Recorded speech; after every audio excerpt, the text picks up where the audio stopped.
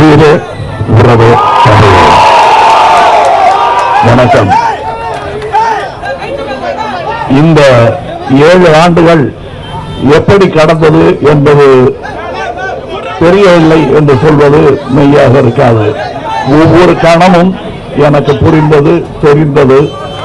நம்முடைய ஏற்பாடு, நம்முடைய தயாரிப்பு எல்லாம் நம்முடைய நேர்மையும் உத்வேகமும் தான் என்பது எனக்கு புரிந்தது. மற்றபடி வேறு எதுவும் இல்லாமல் இந்த அரசியல் களத்தில் குதிக்கும் தைரியம் எனக்கு எப்படி வந்தது? இந்த மாடியிலிருந்து தான் வந்திருக்க வேண்டும் என்று நினைக்கிறேன். காரணம், நான் கோபத்தில் அரசியலுக்கு வந்தவன் அல்ல, சோகத்தில் வந்தவன். என் மக்களுக்கு இப்படி நடக்கலாமா, ஏன் இப்படி போயிட்டே இருக்கு அப்படிங்கிற ஒரு கேள்வியுடன் வந்தவன் நான். இதுக்கப்புறம் என்ன நடக்கும், இப்படி போனா எது என்ன ஆகும் என்பதை பற்றி எல்லாம் யோசிக்காமல் நான் இங்கே வந்திருக்கிறேன். முதல் ஒரு கேள்வி என்னை எல்லாரும் கேட்கிறாங்க, என்னுடைய கட்சிக்காரர்களை கூட கேட்கிறாங்க, நீங்க சினிமாவில் நடிக்க போறீங்களே, அப்ப முழு நேர அரசியல்வாதி இல்லைன்னு மற்றவங்க எல்லாம் சொல்றாங்களே. முழு நேர அரசியல்வாதி என்பவர் யார்?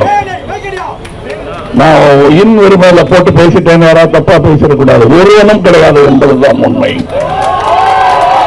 முழு நேர அப்பனும் கிடையாது, முழு நேர கணவனும் கிடையாது, முழு நேர பிள்ளையும் கிடையாது.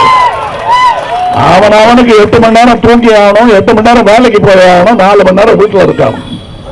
அப்ப முழு நேர அரசியல்வாதி என்பது யார் என்று எனக்கு சொல்லுங்கள். நான் எதற்காக சினிமாவில் நடிக்கிறேன் என்பதை நான் உங்களுக்கு சொல்லுகிறேன். என்னை இத்தனை வருடமாக இந்த வீடு, இன்னொரு வீடு, காரு, வசதி எல்லாம் கொடுத்து வைத்திருக்கிறீர்கள். நான் எதற்கு அரசியலுக்கு வர வேண்டும்? வந்தேன் என்றால் அதற்கு ஒரே காரணம், உங்கள் அன்புக்கு கைமாறு நான் இன்னும் செய்யவில்லை என்பதுதான். நான் வரி கட்டிட்டேன், சினிமாவில் நடிச்சுட்டேன், நீங்க கேட்ட டான்ஸ் எல்லாம் ஆடி காட்டிட்டேன், எனக்கு என்ன தெரியுமோ அதெல்லாம் செஞ்சு காட்டிட்டேன். ஆக என் கடமை முடிஞ்சதுன்னு நான் போக முடியாது. ஏனென்றால் நீங்கள் கொடுத்த அன்பு இன்னும் அப்படியே பாக்கி இருக்கு. அதுக்கு வட்டி கூட கொடுக்கல நான். அதற்காகத்தான் நான் அரசியலில் வந்தேன். ஏன் முழு நேர அரசியலில் வரவில்லை என்று கேட்பவர்களுக்கு ஒன்று சொல்லுகிறேன். இந்த நிஜத்தை நீங்கள் புரிந்து கொள்ளுங்கள். இங்கே நடக்கும் இந்த கூட்டம், இங்கே இதற்கு பிறகு கிடைக்க போகும் சிற்றுண்டி, இந்த கொடி, இந்த மேடை எல்லாமே நான் சம்பாதிச்சு வந்த காசுல இருந்து பண்ணது. இது என்ன இவ்வளவு திமிரா பேசுறாரு? இந்த திமிரெல்லாம் எனக்கு பெரியார் கிட்ட இருந்து வந்தது. பெரியார் கிட்ட இதே மாதிரி கணக்கு கேட்ட போது, இன்னொருத்த காசை எடுத்து செலவு பண்றவன் தாண்டா கணக்கு கொடுக்கணும். அல்வா இவ்வளவு சாப்பிட்டேன், சிகரெட் இவ்வளவு பிடிச்சேங்கிற கணக்கெல்லாம் அவன் தான் கொடுக்கணும். இது ஏன் காசு அப்படின்னாரு. அதைத்தான் நான் சொல்லுகிறேன். இதையே நான் என்னுடைய கட்சிக்காரர்களும் சொல்ல வேண்டும். இது ஏன் காசு நான் பண்றேன். ஏன்னா இந்த பொய்யெல்லாம் இனிமே சொல்லிட்டு இருக்க முடியாது. நம்மளுடைய எலெக்ஷன் கமிஷன் சொல்றாங்க, ஒரு ஆளு, ஒரு வேட்பாளர் 95 லட்சம் ரூபாய் செலவு பண்ணலாம் அப்படின்னு. எங்க சொல்லுங்க, 95 லட்சம் ரூபாய் மட்டும் செலவு பண்ணா என்ன ஆகும்? கோவை தெற்கு தான் ஆகும். இப்ப என்ன சொல்றீங்க, நீங்களே கிண்டல் அடிக்கிறீங்களே? ஆமா, நான் கோவையில் தோற்றேன் என்பது 1728 ஓட்டுகள் அல்ல. என்னுடைய தோல்வியாக நான் கருதுவது எது என்பதை சொல்லுகிறேன். அதுதான் நமது தோல்வியும். 900 பேர் ஓட்டு போடலாங்க, 90,000 பேர் ஓட்டு போடலாங்க. 90,000 பேர் அந்த இடத்துல ஓட்டு போடல. இன்னும் சொல்ல போனா இந்தியாவிலேயே 40% ஓட்டு போட மாட்டேங்கிறாங்க. அவங்க எல்லாம் ஓட்டு போட்டாங்கன்னா எல்லாம் சரியாயிடும். நீங்க என்ன கேள்வி கேட்கறத விட்டுட்டு அவங்கள கேள்வி கேளுங்க. முழு நேர அரசியல்வாதியான்னு என்ன கேட்கறீங்களே, நீங்க முழு நேரம் என்ன? முழு நேர குடிமகன் கூட இல்ல, 40% ஓட்டு போடாம வீட்டுல உட்கார்ந்து இருக்கீங்க. அப்ப 95 லட்சம் ரூபாய் மட்டுமே செலவு பண்ணக்கூடிய ஒரு நேர்மையானவன் ஜெயிக்கவே முடியாது. அதுக்கு காரணம் நீங்க தான் உங்க மேல குற்றத்தை போட்டுட்டு நான் அதோட நிறுத்திக்கிறதா இல்ல. என்ன அரசியலுக்கு வர வைக்கிறது ரொம்ப கஷ்டம், நாங்க போக வைக்கிறது அதை விட கஷ்டம்.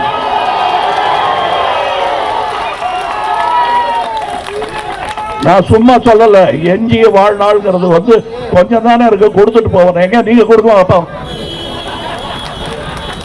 எஞ்சிய வாழ்நாள் என்பதை கொடுப்பதற்கான அன்பை நீங்க முன்னாடி அட்வான்ஸா அச்சாரமா எனக்கு கொடுத்துட்டீங்க.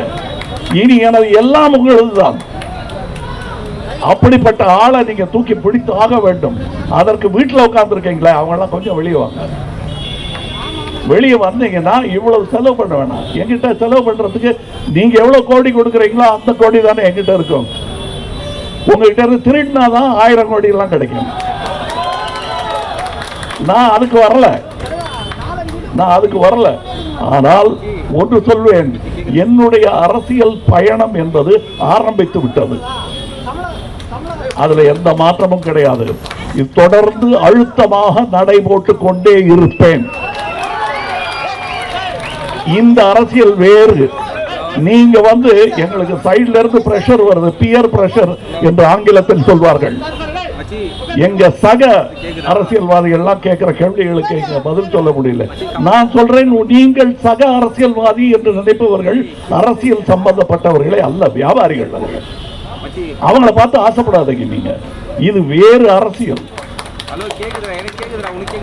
இந்த அரசியல்ல வந்து கொடுத்தா என்ன கிடைக்குங்கிற வியாபார வர்த்தகம் கிடையாது.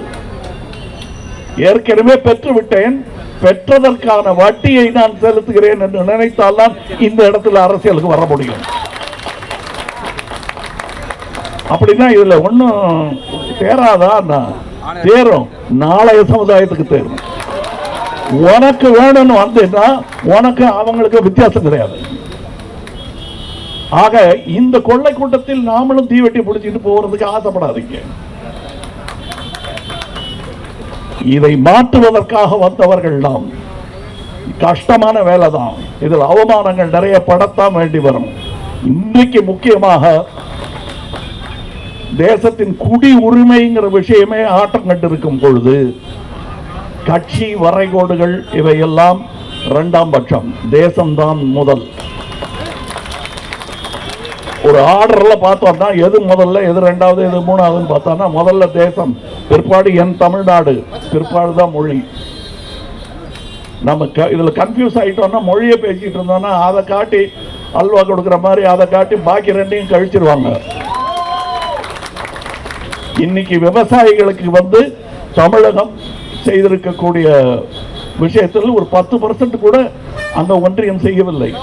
இன்னும் சொல்ல போனா அவங்க வரும்போது ஒரு எப்படி நாட்டை படையெடுக்க வரும் எதிரி படைக்கு என்னென்ன வரவேற்பு உண்டோ அத்தனையும் அங்கே விவசாயிகளுக்கு கிடைத்துக் கொண்டிருக்கிறது. டெல்லியில் ஆணி படுக்கை போட்டு வச்சிருக்காங்க அவங்க வந்தா படுக்கிறதுக்கு, நடக்கிறதுக்கு. அதே நேரத்தில் இங்கே நாம் விவசாயிகளை மதித்துக் கொண்டிருக்கிறோம். இந்த வித்தியாசம் தெள்ள தெளிவாக அண்ணா காலத்திலிருந்து தெரிந்து கொண்டே இருக்கிறது. அண்ணா அவர்கள் சொன்னார்கள், நாங்கள் எங்கள் கோரிக்கையை பின்வாங்குகிறோம், ஆனால் அதற்கான காரணம் இன்னும் அப்படியே இருக்கிறது என்று. அவர் சொன்ன அந்த காரணம் இன்னும் அப்படியே இருக்கிறது.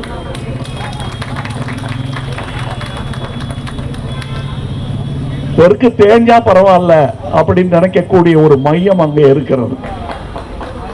அது தவறு. நாம் செய்த நன்மைக்காக, நாம் செய்த தேச தொண்டிற்காக இன்று தண்டிக்கப்படுகிறோம். சீட்டு வந்து அவங்களுக்கு எண்ணிக்கை கூட்டி கொடுக்கிறாங்க. நாம தேசத்தின் நலன் என்று நினைத்து குடும்ப கட்டுப்பாடு செய்து 2 வேணாம், 1 போதும், 1 கூட வேணாம், நாங்கள் இருக்கிறத வச்சு பண்ணிக்கிறோம்னு செஞ்ச அந்த தேசப்பற்றிற்காக இன்று தண்டனை. நமக்கு இடம் கிடையாது, குரல் கிடையாது.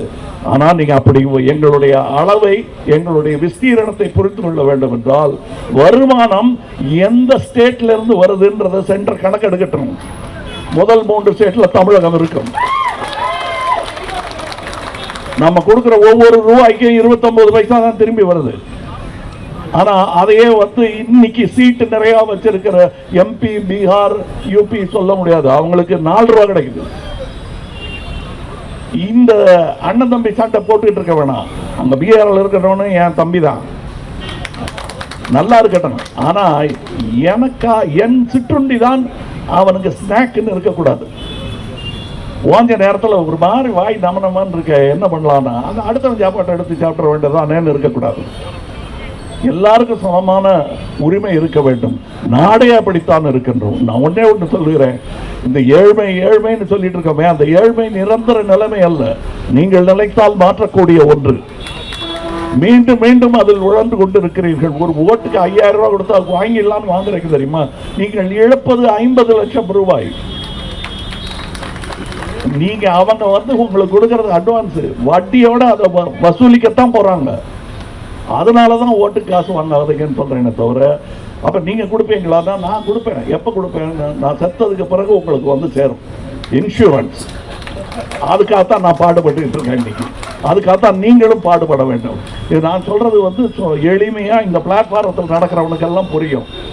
என்னத்துக்காக இவ்வளவு கஷ்டப்பட்டு வேலை செய்கிறேன்? என் பிள்ளை கேட்டான், அவன் பிள்ளை கேட்டான், அவ்வளவுதாங்க இந்த கட்சி. இது எனக்காக இல்ல. இந்த கட்சி ஆரம்பிப்பதால் எனக்கு எந்த லாபமும் கிடையாது. இன்னும் சொல்ல போனா நஷ்டம் தான். ஆனால் நாளை இதே இடத்துல எனக்கு ஒரு சின்ன பெசகு நடந்து போச்சு அப்படிங்கும் போது இதை விட 10 மடங்கு கூட்டம் கூடியது. அவர்களுக்கு நன்றி சொல்ல கடமைப்பட்டு இருக்கிறேன் நான். அதற்காகத்தான் இங்க வந்திருக்கோம். இதுக்கப்புறம் நிறைய கேள்விகள் இருக்கு, அவங்களும் விட்டு வைக்க போறதில்லை, கேட்பாங்க. எல்லாத்துக்கும் பதில் சொல்றேன். ஆனா இது நேரம் அல்ல. இவ்வளவு தூரம் என் கூட நடந்து வந்திருக்கீங்க, ஆனா இது இவ்வளவு தூரம் நடந்து வந்துட்டீங்களேன்னு சொல்ல மாட்டேங்க. இதுதான் ஆரம்பம். நீண்ட பயணம் இருக்கிறது. நல்லா சாப்பிட்டு நல்லா ரெஸ்ட் எடுத்துக்கிட்டு வாங்க, நடந்துகிட்டே இருப்போம். நாளை நமரே.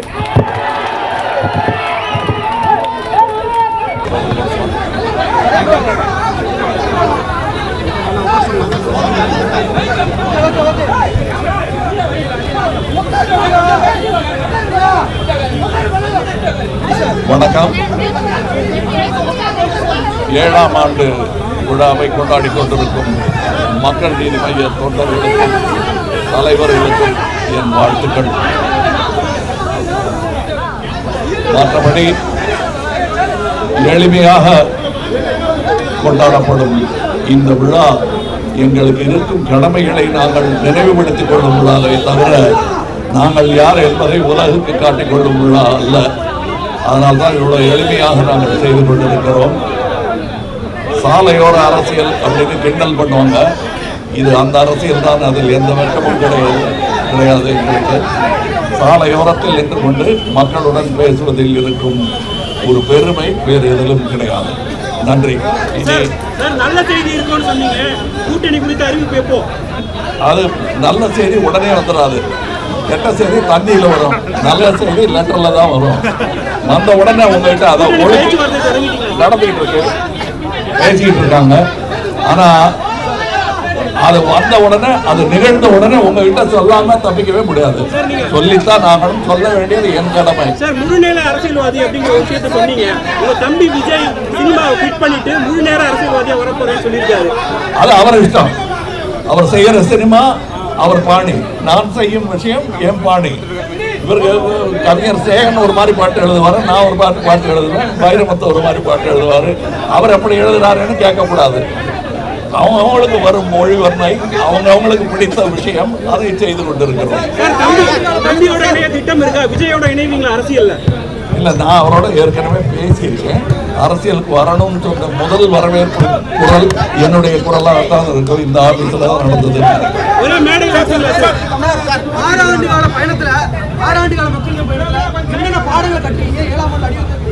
நிறைய பாடங்கள், எது செய்யக்கூடாது என்பதை எல்லாம் கற்றுக்கொண்டோம். எது செய்ய வேண்டிய அவசியம், எதை யாரும் செய்யாமல் மறந்து விட்டார்கள் என்பதையும் கற்றுக்கொண்டோம். எதெல்லாம் நியாயமில்லாத விஷயங்கள் தொடர்ந்து 70 வருடமாக நடந்து கொண்டிருக்கிறது என்பதையும் கற்றுக்கொண்டோம்.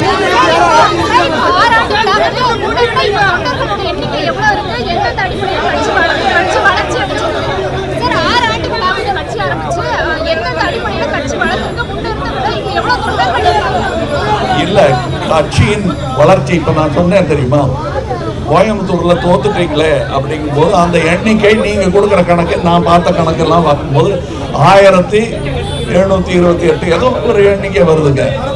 அது அல்ல தோல்வியின் எண்ணிக்கை. 90,000 people ஓட்டை போடல. அதுதான் ஜனநாயகத்தின் தோல்வி. கமலஹாசன் தோல்வி விடுங்க, அது கடைசி பட்சம். you be the part of India Alliance? And I have already told that this is the time when you'll have to blur party politics and think about the nation. Anybody who thinks selflessly about the nation, my Makkal Needhi Mayyam will be part of it. But if you are playing local feudal politics, we won't be part of it.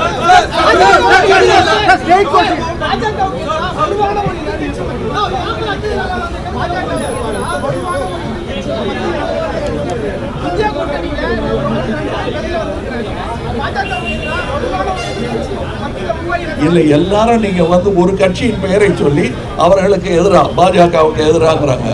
மக்களுக்கு எதிராக நடந்து கொண்டிருக்கும் விஷயங்களுக்கெல்லாம் குரல் கொடுக்க வேண்டிய நீங்கள் அது ஒரு கட்சி தான் பண்ண முடியுமா? அது எல்லா கட்சியும் சேர்ந்து அதான் மக்களுக்கு இவ்வளவு விரோதமான செயல்கள் செய்ய முடியும். No, you cannot take anything directly. I will tell you directly. Have you joined India? No, I haven't. Sir, have you initial talks initiate பண்ணிருக்கீங்களா பார்ட்டி? பேச்சுவார்த்தை எல்லாம் நடந்துருக்கு. பேசுறதெல்லாம் சொல்ல முடியுமா? வழிய சொல்லக்கூடாது. அது இது என்ன பார்லிமெண்டா? நினைச்சதெல்லாம் பேசுறதுக்கு பிரஸ் மீட்டுங்க, மரியாதையா இருக்கணும்.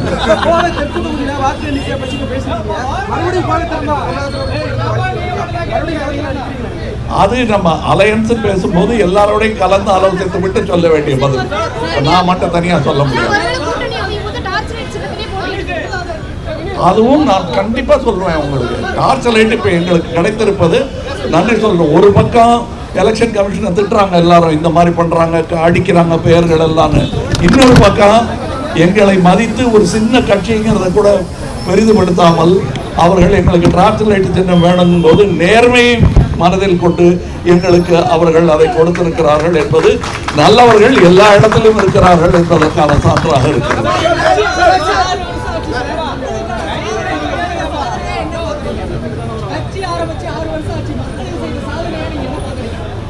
இன்னும் நாங்க பாண்டுல கையெழுத்து போட்டு வாங்கல எதுவும். அது முதல் சாதனை, கடைசி சாதனையும் அதுதான். ஏன்னா உச்சகட்ட சாதனையும் அதுதான். எந்த பாண்டிலையும் நான் கையெழுத்து போட்டு யாருக்கும் அது உங்களுக்கு யாரு கொடுப்பாங்கன்னா கொடுக்கறதுக்கு ஆள் இருக்காங்க. அடுத்த படம் பண்ணி கொடுக்குறேன்னா பாண்டில கையெழுத்து போடுறோம். கான்ட்ராக்ட்ல கையெழுத்து போடுறவங்க ஒரு 10 கோடி ரூபாய் கொடுக்க மாட்டாங்களா? ஆனா வாங்கல. அங்கிருந்து ஆரம்பித்த பல சாதனைகள் இருக்கிறது. அதை இப்ப சொல்ல வேண்டியதில்லை. நேரம் வரும்போது இல்ல. இன்னொன்னு, நீங்க வந்து என்ன கேட்டு தெரிஞ்சுக்கிறத விட நீங்க எனக்கு சொல்லணும். கிராம சபைங்கிறத வந்து நான் கண்டுபிடிக்கல. அது ஏற்கனவே இருந்தது. காந்தியார் சொன்னது. ராஜீவ் அவர்கள் அதை வந்து வலியுறுத்தி கொண்டு வரணும்னு சொல்லி கொண்டு வந்தது. 25 வருஷம் தூசி படித்து இருந்த விஷயத்தை தூசி தட்டி கொண்டு மக்களுக்கு எடுத்து முன்வைத்தது மக்கள் நீதி மையம் தான். இதுக்கு அடுத்த கட்டமாக அர்பன் ஏரியா சபைகளையும் நடத்த திட்டமிட்டிருக்கிறது. அதுக்கு எலெக்ஷனுக்கு சம்பந்தமே இல்லைங்க. தொடர்ந்து நடத்த வேண்டிய விஷயம்.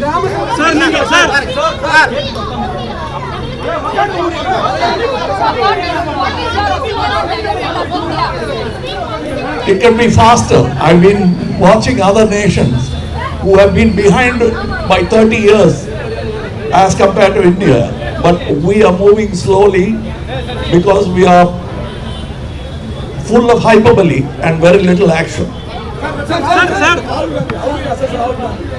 நான் தான் ஏற்கனவே ஒரு 1.5 மணி நேரம் வீடியோல சொல்லியிருக்கேன்.